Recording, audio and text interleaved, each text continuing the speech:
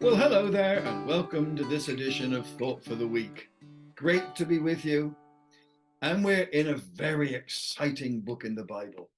The very name tells you it's exciting. Acts of the Apostles. Wow.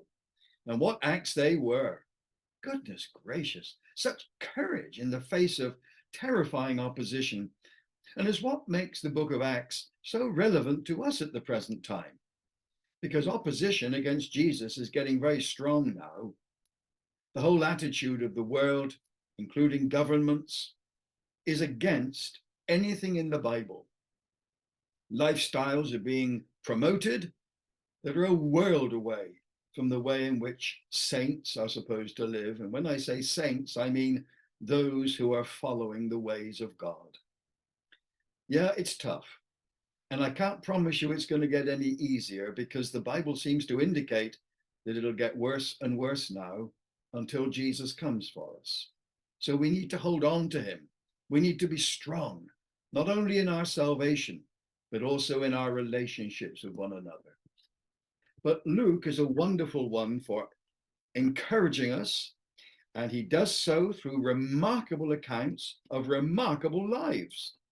In this case, the Apostle Peter, who found himself in a place called Jaffa, or Joppa, as it was called.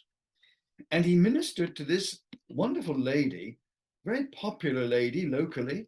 She was a seamstress, very, very clever, and she loved people, and she would minister to them as best she could. Lovely person. And Peter ministered to her. She was dead.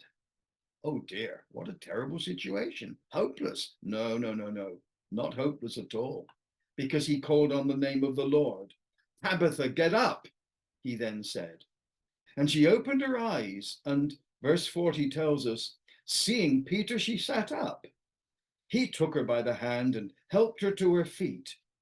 Then he called the believers and the widows and presented her to them alive. This became known all over Joppa, and many people believed in the Lord. Peter stayed in Joppa for some time with a tanner named Simon. Well, a tanner, someone who worked with leather.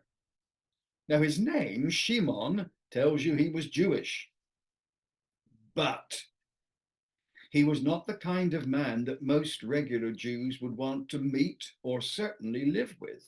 Why? Because he was a tanner. And in that profession, you used excrement and urine in order to tan the leather. Not a very pleasant thing. And many, many Jewish people wouldn't have anything to do with it. So I'm fascinated that Peter stayed in Joppa for some time with a tanner called Simon. It's almost as if the Lord was preparing Simon for something tremendous in his future ministry.